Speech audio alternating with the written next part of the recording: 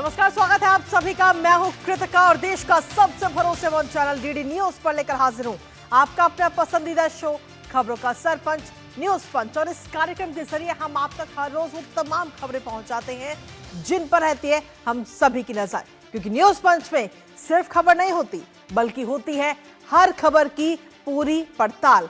तथ्यों और आंकड़ों के जरिए आपको समझाते खबर का हर एक बिंदु, साथ ही ग्राउंड जीरो पर मौजूद अपनी टीम से जानते हैं एक एक अपडेट। होती है हर खबर पर हमारी पैनी नजर। और आज न्यूज पंच के जरिए जिन प्रमुख खबरों की करेंगे हम विस्तार से बात। सबसे पहले एक नजर उन दोनों प्रमुख खबरों पर टॉप लाइंस के जरिए। तो सबसे पहली और प्रमुख खबर एसआईआर से जुड़ी है, जहां पश्चिम बंगाल में एसआईआर जब से शुरू हुई है तब से लगातार विवाद हो रहा है, तनाव का माहौल है। एसआईआर पर नियम तार-तार हो चुके हैं और ममता सरकार इस समय सवालों के घेरे में नजर आ रही है, क्योंकि एक बार फिर से कहीं ना कहीं पश्चिम बंगाल में जब एसआईआर की पूरी प्रक्रिया भी 28 तारीख की अगर हम बात करें तो ड्राफ्ट लिस्ट जो है, पूरी लिस्ट जो है, फाइनल लिस्ट वो सामने आ जाएगी। हालांकि उसके बावजूद भी कई सारी ऐसी जो शिकायतें हैं वो अभी बाकी है, उनका निपटारा अभी बाकी है। कैसे कम समय में इन सभी शिकायतों का निपटारा किया जाएगा, इन सभी दावों का निपटारा किया जाएगा, बताएंगे विस्तार से। इसके साथ ही जो दूसरी प्रमुख खबर है वो है भारतीय नौसेना से जुड़ी हुई, क्योंकि अब रडार पर दुश्मन की पनडुब्बी होगी, क्योंकि आ रहा है नेवी का साइलेंट किलर। आखिर क्या है ये साइलेंट किलर और किस तरीके से भारतीय नौसेना को और मजबूत कर रहा है और दुश्मन का खात्मा करेगा, बताएंगे इस खबर के बारे में भी विस्तार से आपको। तो चलिए शुरुआत करते हैं पहली और प्रमुख खबर के साथ, जहां आपको बता दें कि पश्चिम बंगाल, जहां पर जब से एसआईआर की प्रक्रिया शुरू हुई है तभी से लगातार विवाद भी बना हुआ है। हर रोज नया विवाद सामने आ रहा है। टीएमसी और बीजेपी में आरोप प्रत्यारोप का दौर जारी है। दरअसल राज्य सरकार और इलेक्शन कमीशन की बैठक में पूर्व मुख्य सचिव मनोज पंत मौजूद रहे। अब जिसको लेकर बीजेपी हमलावर है कि आखिर इस बैठक में उनकी मौजूदगी क्यों थी। तो वहीं दूसरी तरफ आपको यह भी बता दें कि 28 फरवरी को अंतिम मतदाता सूची जारी होनी है और उससे पहले अभी 60 लाख दावों का निपटारा करना भी बाकी है, जिसके लिए सीईओ मनोज अग्रवाल ने सुप्रीम कोर्ट से 1000 जजों की जरूरत की बात कही। अब ऐसे में सवाल यही है कि आखिर क्यों समय रहते ही इतने सारे दावों का निपटारा क्यों नहीं किया गया और अब कैसे इतनी जल्दी इन सभी दावों का निपटारा किया जाएगा। करेंगे चर्चा अपने खास मेहमान के साथ और अपने संवाददाता से जानेंगे लेटेस्ट अपडेट। उससे पहले आपको दिखाते हैं 1000 जजों की जरूरत। तो जी हां, पश्चिम बंगाल में एसआईआर को लेकर घमासान लगातार जारी है। 60 लाख दावों का निपटारा करना अभी बाकी है और निपटारे के लिए जजों की ये जरूरत है। ये बात सीईओ की तरफ से कही गई है कि अगर समय रहते ही इनका निपटारा करना है तो उसके लिए हमें 1000 जजों की जरूरत पड़ेगी। सीईओ मनोज अग्रवाल की तरफ से सुप्रीम कोर्ट में इस बात को कहा गया है, क्योंकि एक दो नहीं बल्कि 60 लाख दावे हैं, उन सभी दावों का निपटारा करना बेहद जरूरी है। सुप्रीम कोर्ट में यह बात कही गई और मुख्य न्यायाधीश ने यह पत्र लिखा है और इस पत्र में उन्होंने मुख्य तौर पर लिखा कि हर रोज 250 सुनवाइयों का निपटारा अनिवार्य होगा, तभी जाकर हम टारगेट पूरा कर पाएंगे। 250 दावों की सुनवाई करने पर 80 दिन में ये काम पूरा होगा। 80 दिन लगेंगे इस काम को पूरा होने में, 60 लाख दावों का निपटारा करने में। ऐसे में मार्च के दूसरे सप्ताह तक प्रक्रिया संपन्न हो और साथ ही वैध घोषित मतदाता को वोटिंग में कोई बाधा ना हो, इसका खासतौर पर ध्यान रखा जाए। और साथ ही चुनाव आयोग सत्यापन खर्च का पूरा वहन किया जाएगा चुनाव आयोग की तरफ से, यानी कि सत्यापन कराने में तमाम जो दावे हैं उन दावों को खत्म करने के लिए जो भी खर्चा आएगा उसका पूरा वहन जो है वो चुनाव आयोग की तरफ से किया जाएगा। लेकिन इसके साथ ही जहां एक तरफ कम समय में इतने सारे दावों को निपटारा करना इस समय एक चुनौती है, वहीं दूसरी तरफ एसआईआर समीक्षा बैठक में सियासी बवाल देखने को मिला। दरअसल सुप्रीम कोर्ट का निर्देश था कि राज्य और इलेक्शन कमीशन की अहम बैठक हो। अब जब ये बैठक हुई तो कलकत्ता हाईकोर्ट की निगरानी में ये अहम बैठक हुई। पूर्व मुख्य सचिव की मौजूदगी को लेकर तमाम सवाल अब इस बैठक को लेकर खड़े होते हुए नजर आ रहे हैं, क्योंकि भारतीय जनता पार्टी के नेतृत्व ने सीधे तौर पर इस बैठक को लेकर सवाल उठाए हैं। दरअसल इस लिस्ट में मनोज पंत के नाम का कोई जिक्र नहीं था, उसके बावजूद भी आखिर मनोज पंत इस बैठक में क्यों मौजूद रहे, ये सवाल इस समय भारतीय जनता पार्टी उठा रही है। शुभेंदु अधिकारी की तरफ से सीईओ की तरफ से खास बात उन्होंने की और साथ ही सीईओ ने इस पूरे मामले को कानूनी कार्रवाई की मांग की। इस पूरे मामले को लेकर के एसआईआर समीक्षा की बैठक हुई और इस पूरी बैठक में ये पूरा बवाल कहीं ना कहीं देखने को मिला है। मनोज पंत की मौजूदगी को लेकर। लेकिन इसके साथ ही जो डेडलाइन है वो इस समय बड़ी चुनौती बनती हुई नजर आ रही है। सुप्रीम कोर्ट के निर्देश के बाद भी अगर हम देखें तो 600 जज मिलने की उम्मीद कहीं ना कहीं है, यानी कि जजों की नियुक्ति होगी और सिविल जज अब इस एसआईआर प्रक्रिया का पूरा हिस्सा बनते हुए आगे आने वाले समय में नजर आएंगे, जिससे कि कहीं ना कहीं डेडलाइन जो है इस पूरे एसआईआर की प्रक्रिया पूरा समय पर की जा सके और उसको लेकर ये बड़ा फैसला। कलकत्ता हाईकोर्ट ने अब सिविल कोर्ट के जजों की छुट्टियां भी रद्द कर दी हैं और अब सिविल कोर्ट के जज जो है वो भी एसआईआर प्रक्रिया में अपनी भूमिका निभाते हुए नजर आएंगे। पहले जिला और अतिरिक्त जिला जजों की छुट्टियां कैंसिल की गई थी और सुप्रीम कोर्ट के अतिरिक्त न्यायिक अधिकारियों की तैनाती को मंजूरी दी गई। जरूरत पर जब आगे अगर और ज्यादा जरूरत होती है तो उसमें ओडिशा और झारखंड के न्यायाधीश भी इसमें मदद करें, ये बात भी कही गई कोर्ट की तरफ से। राज्य सरकार ने हालांकि इसको लेकर आपत्ति जताई है और कोर्ट ने इस आपत्ति को सिरे से खारिज कर दिया है। यानी कि कुल मिलाकर एक तरफ हम देखें तो एसआईआर की प्रक्रिया जो है वो समय पर पूरी कराने को लेकर के जहां एक तरफ चुनौती है, वहीं दूसरी तरफ सियासी घमासान भी थमने का नाम नहीं ले रहा। पश्चिम बंगाल के नेता प्रतिपक्ष शुभेंदु अधिकारी, उनकी तरफ से क्या कुछ कहा गया और किस तरीके से बीजेपी है हमलावर इस समय, सुनाते हैं आपको। It's completely illegal, unethical. Honorable Chief Justice Calcutta should take appropriate strong action. CO Election Commission should inform CEC. Election Commission should raise the voice in front of the Chief Justice bench in Supreme Court. Mr. Manoj Pant is now a common man. He is a retired person. He has no authority to attend any this type of high-level meeting. It is ironical that less than a month ago, the West Bengal Chief Minister in front of the Chief Justice of India said, "Sir, please save democracy. Democracy is in danger," etc. She did a lot of theatrics, unprecedented theatrics in front of the Chief Justice of India. What was supposed to be a purely government event, celebrating and inaugurating a bench here, she turned it into a unprecedented political event and saying those words aimed at the Prime Minister in front of the Chief Justice of India. Within less than a month, the Chief Justice of India, the Supreme Court, has clearly shown that it has no faith in the state government of West Bengal.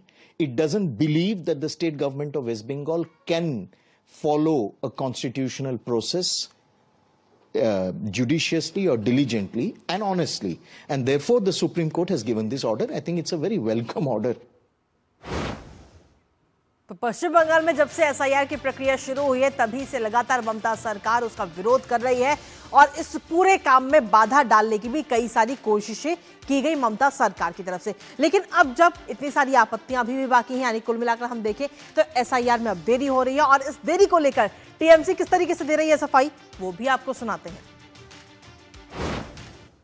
आज तो ये साबित हो गया है, हम लोग जो पहले से बोले थे, ममता जी ने जो पहले से बोली थी, जितने 2 महीने में इतना बड़ा काम ये पॉसिबल नहीं था।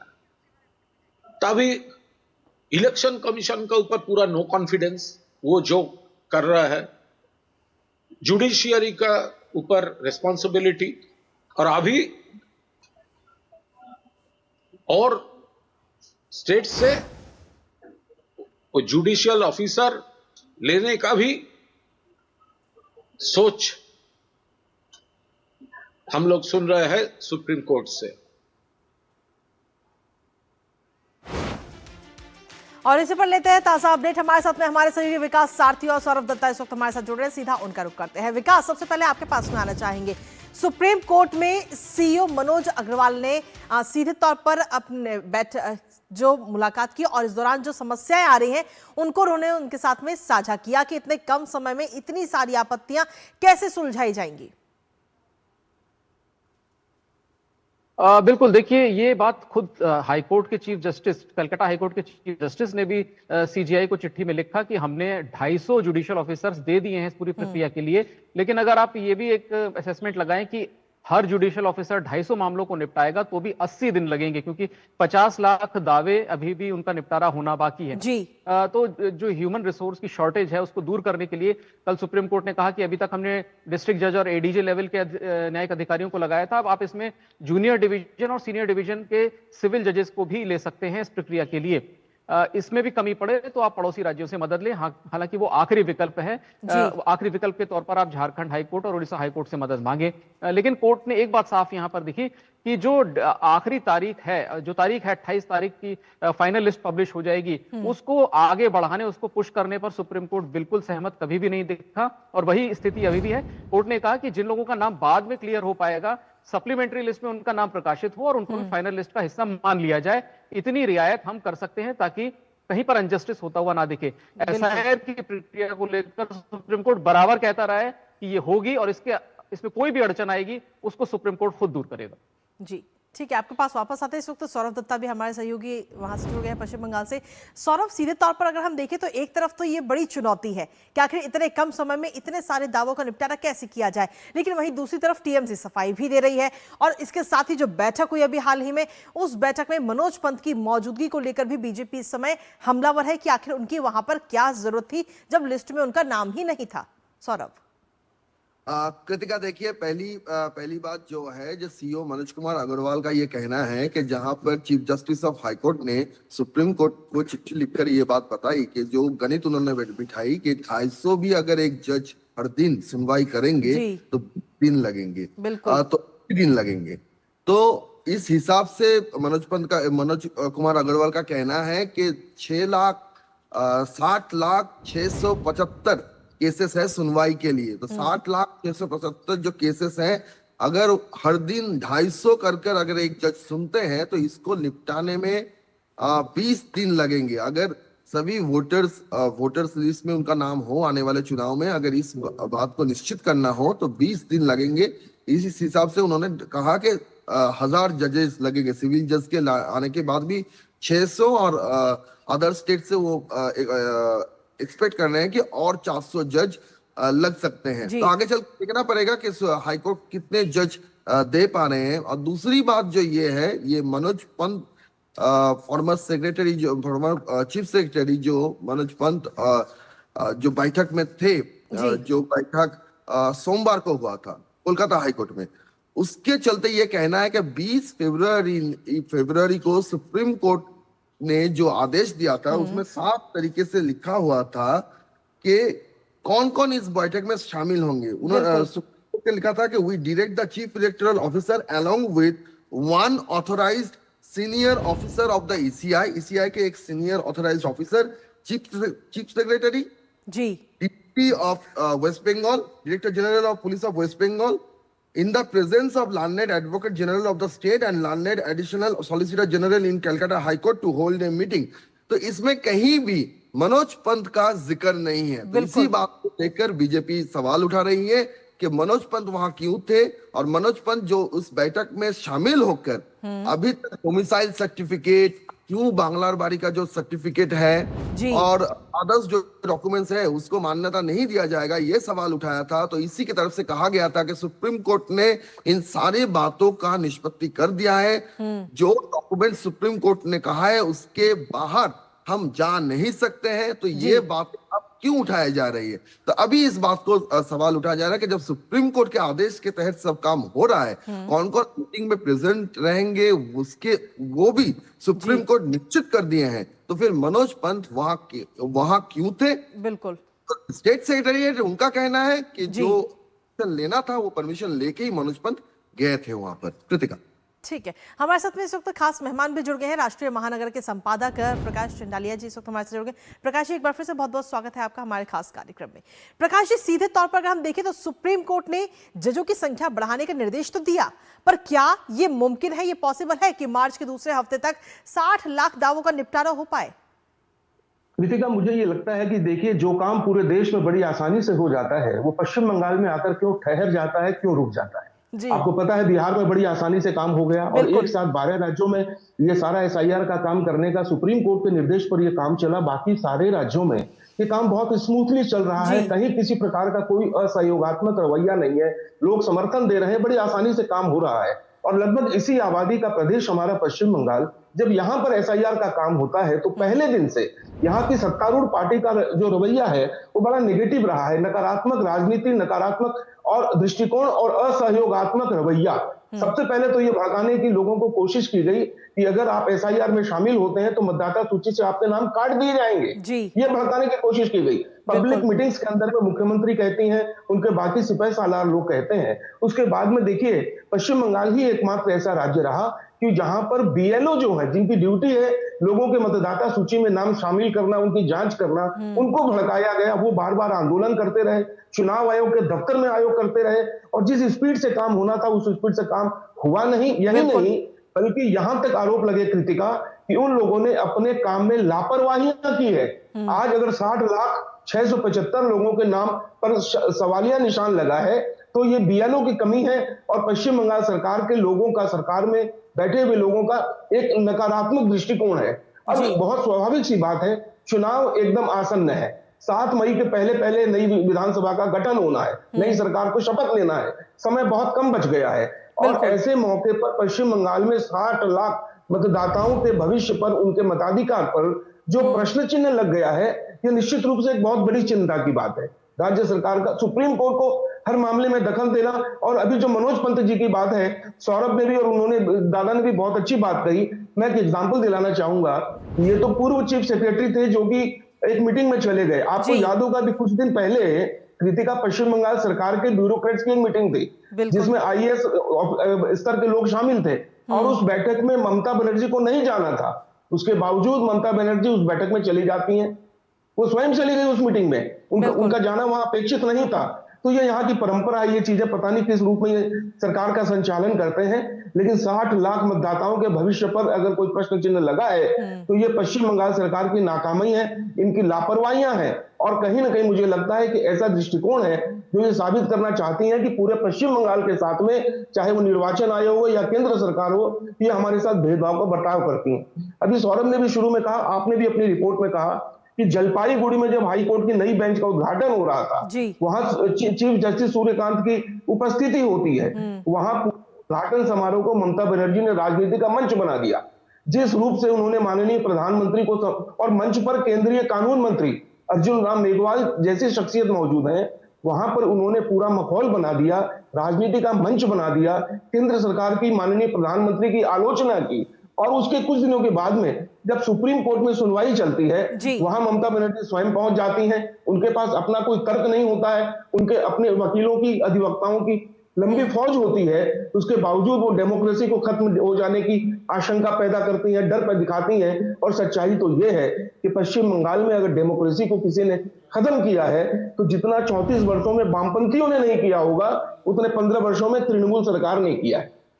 जब से एसआई की प्रक्रिया शुरू हुई है पिछले 2 महीनों में, हमने पश्चिम बंगाल के अंदर कई सारे ऐसी घटनाएं भी देखी हैं जो इससे पहले कभी नहीं देखी हो। फिर चाहे जब ईडी की रेड पड़ती है तो ममता बनर्जी उसमें एंट्री कर जाती हैं, जब एसआईआर की प्रक्रिया चल रही है तो ममता बनर्जी सुप्रीम कोर्ट पहुंच जाती है इस प्रक्रिया को रोकने के लिए, जबकि देश के बाकी राज्यों में भी ये प्रक्रिया चल रही है और अप्रैल से भी कई राज्यों में ये प्रक्रिया शुरू होने वाली है। तो आखिर क्यों पश्चिम बंगाल में ही सबसे ज्यादा परेशानियां नजर आती हैं?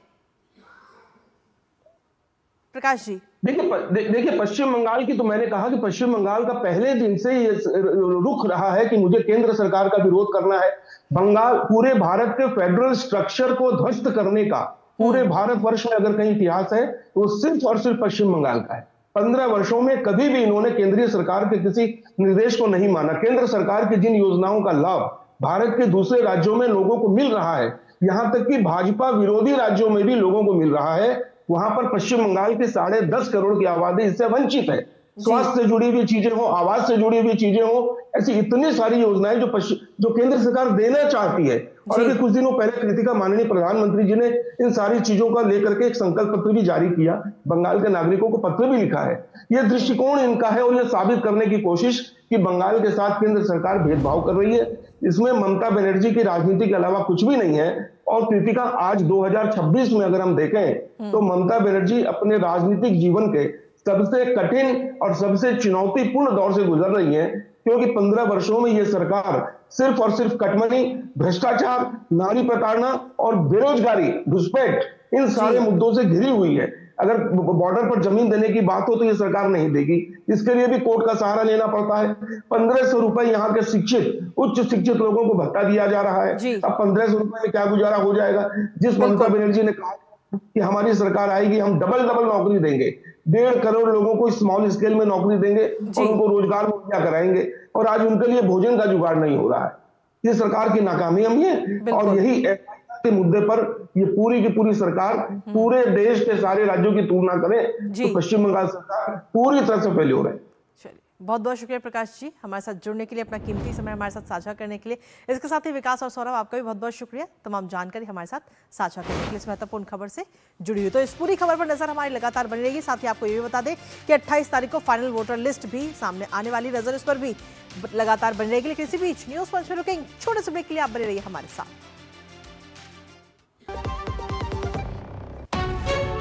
विभाग अनेक, कंप्लेंट बॉक्स एक। किसी भी सरकारी दफ्तर, विभाग या बैंक से जुड़ी शिकायत के लिए pgportal.gov.in पर जाएं, रजिस्टर करें, संबंधित विभाग चुनें, शिकायत दर्ज करें और ट्रैकिंग आईडी नोट करें। एसएमएस या ईमेल पर एक्नॉलेजमेंट पाएं और शिकायत का जवाब सीधे मंत्रालय से प्राप्त करें। अब तक 1 करोड़ 12 लाख से अधिक भारतीयों ने भरोसा जताया। सीपी ग्राम्स, आपकी हर शिकायत का हल। अभी शिकायत दर्ज करें pgportal.gov.in। जब धरती चीर कर निकलता है लोहे का पत्थर और मिलता है मोंगिया के जोश से, फिर तपता है, पिघलता है और बनता है फौलाद। अब होता है सरिया सारी खूबियों के साथ। मोंगिया स्टील, मजबूत देश का मजबूत सरिया। Video call. मैं सीनियर इंस्पेक्टर काली पहाड़ी चौकी से। यस, आपके पार्सल में ड्रग्स मिले हैं। ड्रग? मैंने आपको अरेस्ट किया जाता है। यदि बचना चाहते हो तो 2 लाख रुपए। ये फोन पे कौन अरेस्ट करता है? तुम पुलिस नहीं है और हम बोगा मतलब मूर्ख नहीं है। यूपीआई कहता है अगर कोई नकली पुलिस बन के आपको भी कॉल करे और डराए तो कहो मैं मूर्ख नहीं।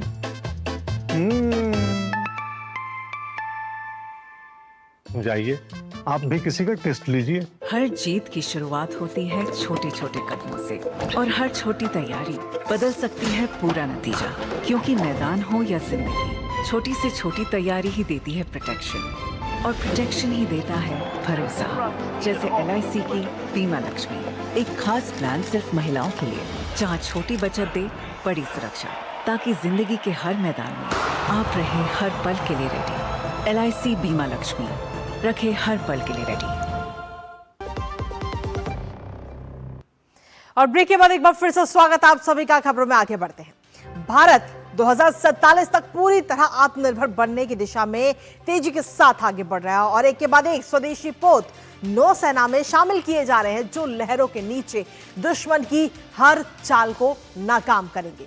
और इसी कड़ी में 27 फरवरी को नौसेना की ताकत को बढ़ाने के लिए आ रहा है INS अंजदीप, जो एक स्वदेशी anti submarine warfare shallow water craft है, जिसकी एक नहीं बल्कि कई सारी खूबियां हैं, खासियत हैं। सतह के साथ साथ ये समुद्र के अंदर, समुद्र की गहराई में दुश्मन की पनडुब्बी को ट्रैक कर सकता है और उसे वहीं के वहीं नष्ट कर सकता है। आखिर और क्या कुछ इसकी खासियत है INS अंजदीप की, बताएंगे आपको। साथ ही करेंगे चर्चा अपने संवाददाता से और जानेंगे लेटेस्ट अपडेट। लेकिन सबसे पहले आपको दिखाते हैं नहीं बचेगी दुश्मन की पनडुब्बी। जी हां, आपको बता दें कि दुश्मन की अब खैर नहीं होगी, और सीधे तौर पर जो दुश्मन की पनडुब्बी है उस पर अब सीधे तौर पर नजर रहेगी INS अंजदीप की, क्योंकि INS अंजदीप अब इंडिया आ रहा है। और इसके साथ ही मेक इन इंडिया ये प्रोजेक्ट है, 27 फरवरी को भारतीय नौसेना में कमीशन किया जाएगा। नौसेना प्रमुख की अध्यक्षता में इसको शामिल किया जाएगा भारतीय नौसेना के बेड़े में। तटीय सुरक्षा, एंटी सबमरीन क्षमता इसके जरिए आगे आने वाले समय में और मजबूत होती हुई नजर आएगी। और सीधे तौर पर आपको बता दें कि ये तीसरा जहाज इस परियोजना का, anti submarine warfare shallow water craft की ये तीसरा जहाज आत्मनिर्भर भारत को इसके जरिए बढ़ावा मिलेगा, क्योंकि इससे पहले 2 और जहाज भारत को इसके मिल चुके हैं और आगे आने वाले समय में 5 जहाज और मिलेंगे। गार्डन रीच शिप बिल्डर्स ने इसको पूरी तरह से विकसित किया है। अब इसकी क्या कुछ खासियत है, क्या इसकी खूबियां हैं, एक नजर उस पर भी डाल लेते हैं।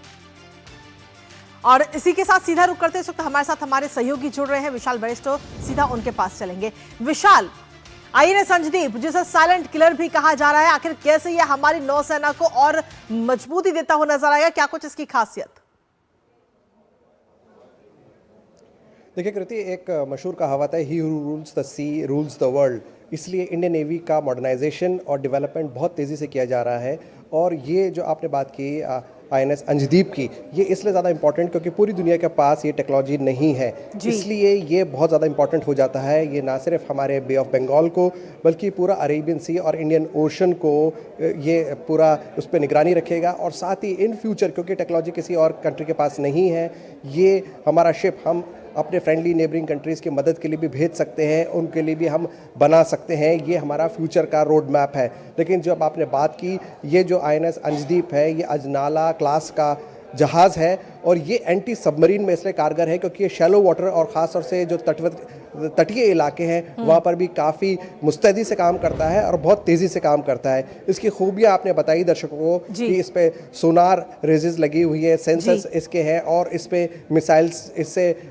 मिसाइल्स भी लगाई जा सकती हैं जो शॉर्ट रेंज में काम करती हैं। ख़ास तौर से ये अंडर वाटर काम करेगा, जो दुश्मन के सबमरीन को ध्वस्त कर देगा। उसके साथ ही ये सर्वे में भी काम आएगा, ये पता लगाने के लिए कि कोई दुश्मन का जहाज या दुश्मन के पनडुब्बी हमारी सीमाओं के अंदर घुसपैठ तो नहीं कर रहा है। जी, बहुत बहुत शुक्रिया विशाल, तमाम जानकारी हमारे साथ साझा करने के लिए, इस महत्वपूर्ण खबर से जुड़ी हुई।